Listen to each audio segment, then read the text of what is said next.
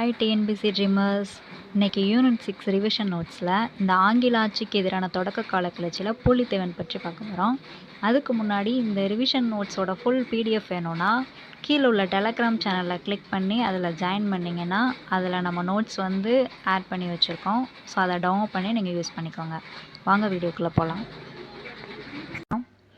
பூலித்தேவனின் காலம் என்ன?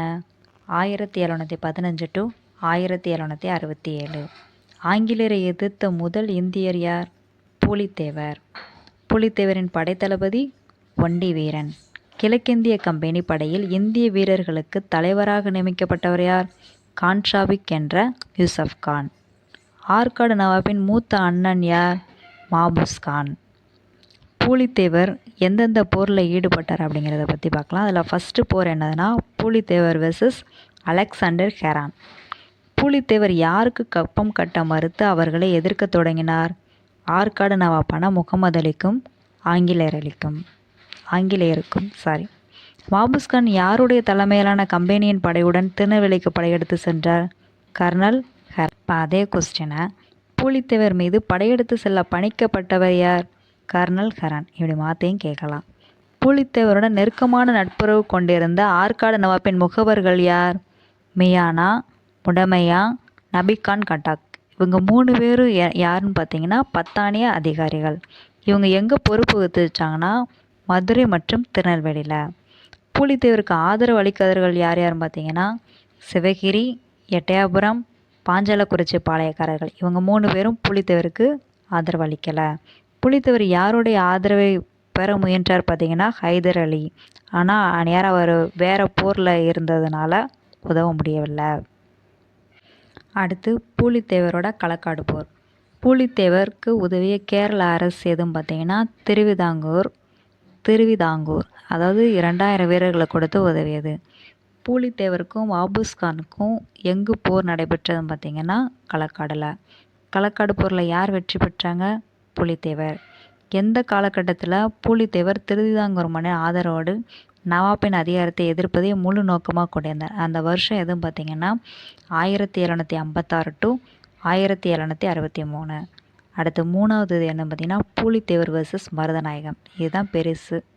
பூலித்தேவர் தலைமையிலான பாளையக்காரர்களை அடக்க ஆங்கில கிழக்கிந்திய கம்பெனி படை யாரால் அனுப்பப்பட்டது? யூசப் கானால் அனுப்பப்பட்டது. யூசப் கானோட வேறு என்னென்ன பேர் இருக்குன்னு பார்த்தீங்கன்னா கான் சாஹிப், மருதநாயகம். மருதநாயகம் மதமாற்றத்திற்கு முன்பு இருந்தது.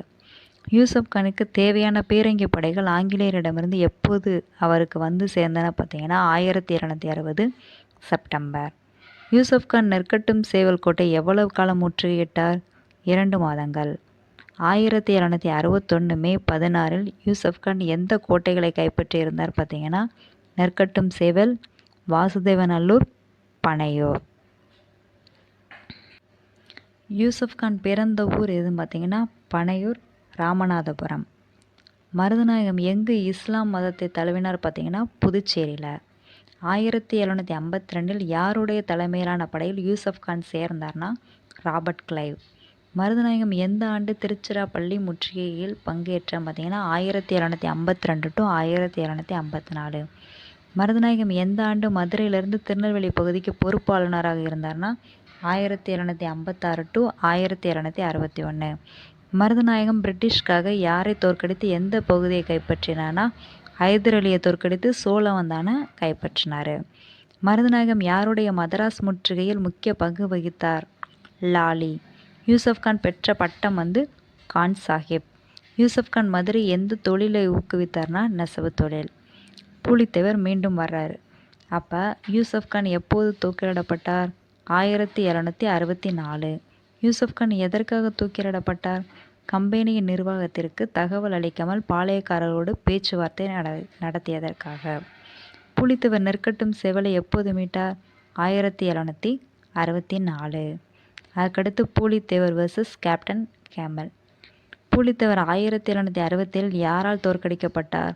Captain camel. பூலித்தேவரின் கூட்டமைப்பில் இருந்த எந்த அரசுகள் எதிரணிக்கு மாறின? ஊத்துமலை, சுரண்டை, சேத்தூர், திருவிதாங்கூர்.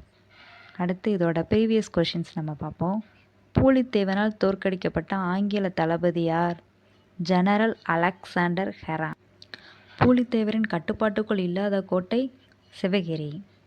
சரியான கூற்றை தேர்வு செய்க. பூலித்தேவர் ஹைதர் அலி மற்றும் பிரெஞ்சுக்காரர்களின் உதவிகளை பெற முயன்றார். காரணம், மராத்தியரோடு ஏற்கனவே தொடர் போர்களில் ஈடுபட்டு கொண்டிருந்தால் ஹைதர் அலியால் பூலித்தேவருக்கு உதவ முடியாமல் போனது. கூற்று மற்றும் காரணம் சரி. காரணம் கூற்றை விளக்குகிறது. அடுத்த கொஸ்டின். பாளையக்காரர் முறை காக்கத்திய பேரரசின் நடைமுறையில் இருந்தது.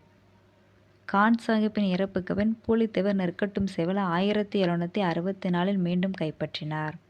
கம்பெனி நிர்வாகத்திற்கு தகவல் அளிக்காமல் பாளையக்காரர்களை பேச்சுவார்த்தையில் ஈடுபட்டதால் யூசப் கான் துரோகி என்று குற்றம் சுமத்தப்பட்டு 1764 தூக்கிலிடப்பட்டார். மூன்றுமே கரெக்டானது. அடுத்த வீடியோவில் நம்ம கட்டபொம்மன் பற்றி பார்க்கலாம். இது ஃபுல்லும் பூலித்தேவனுடையது.